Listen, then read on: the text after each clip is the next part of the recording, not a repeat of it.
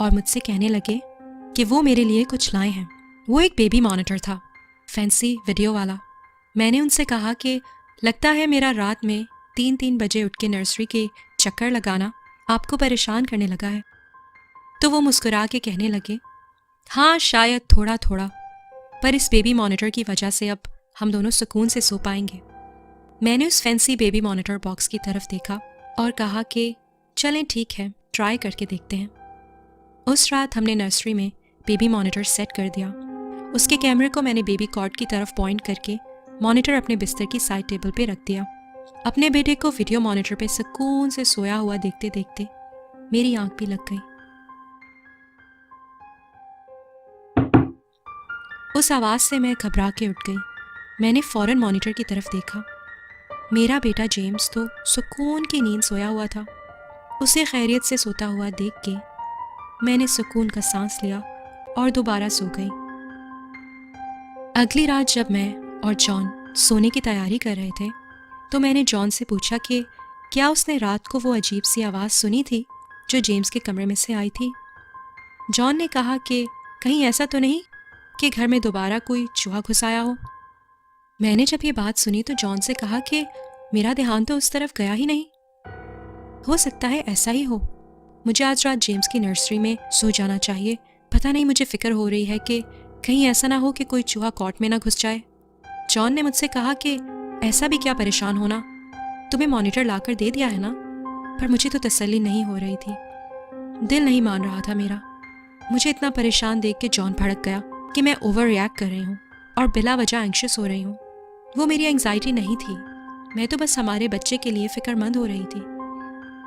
पर जॉन नहीं समझा और मुसलसल यही कहता रहा कि मैं जेम्स के मामले में इतना सेंसिटिव ना हुआ करूं और रिलैक्स रहूं।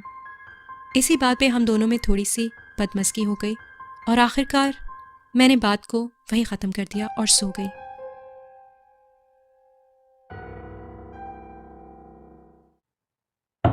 मेरी आंख 3 बजे दोबारा खुली। आंख खुलते ही मैं बेबी मॉनिटर की तरफ लपकी। उसकी तेज़ लाल रोशनी मेरी आंखों पे पड़ी। वीडियो में मैंने देखा कि मेरा बेटा दूसरी तरफ मुंह फेर के सोया हुआ था। उसके नाजुक से बाल इधर उधर बिखरे हुए इतने क्यूट लग रहे थे। मैंने दोबारा मॉनिटर नाइट स्टैंड पे रख दिया और आंखें बंद करके सो गई। उस आवाज़ से मेरी आंख दोबारा खुल गई। वीडियो में मैंने देखा कि जेम्स का मुंह अब कैमरे की तरफ था। उसकी आंखें बंद थी और उसके गोल मटोल से गाल सॉफ्ट तकिए पे इतने क्यूट लग रहे थे। एकदम मुझे पीछे से जॉन की आवाज़ आई कि सो जाओ, बार बार उसको चेक करने की ज़रूरत नहीं है। शायद जॉन ठीक ही कह रहा था, मैं बेवजह वहम कर रही थी। मैंने ज़बरदस्ती अपनी आंखें बंद की और दिल ही दिल में अपने आप से कहने लगी कि जेम्स बिल्कुल ठीक है, मुझे परेशान होने की ज़रूरत नहीं है। और यही कहते कहते मैं गहरी नींद सो गई। वो ठीक है, मुझे उसे बार बार चेक करने की ज़रूरत नहीं है। वो ठीक है, वो ठीक है, सुकून से सो रहा है। वो ठीक है।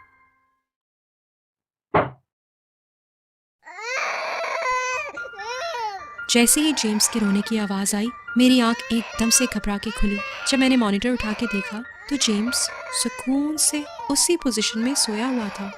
जेम्स का मुंह बंद था, पर कमरे में से तो इतनी ज़ोर ज़ोर से उसके रोने की आवाज़ आ रही थी। मैं जल्दी से बिस्तर छोड़ के उठी और कमरे का दरवाज़ा खोल के अंधाधुंध जेम्स के कमरे की तरफ दौड़ी।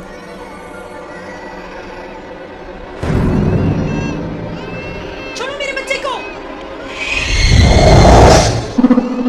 वो अजीब सी औरत मुझे देखते ही तेजी से खिड़की से बाहर भाग गई।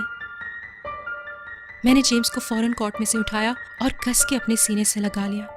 पीछे पीछे जॉन भी आ गया। मैंने चीख के उससे कहा कि पुलिस को फौरन कॉल करो, यहाँ कमरे में कोई था। और फिर मेरी नज़र टेबल पे रखे हुए बेबी मॉनिटर के कैमरे पे पड़ी। अंधेरे में उसकी लाल लाइट चमक रही थी और उसके सामने कुछ रखा था। ऐसा लग रहा था कि कोई कागज़ का टुकड़ा है, पर जब मैंने करीब जाके उसे पलट के देखा तो मैं कांप गई।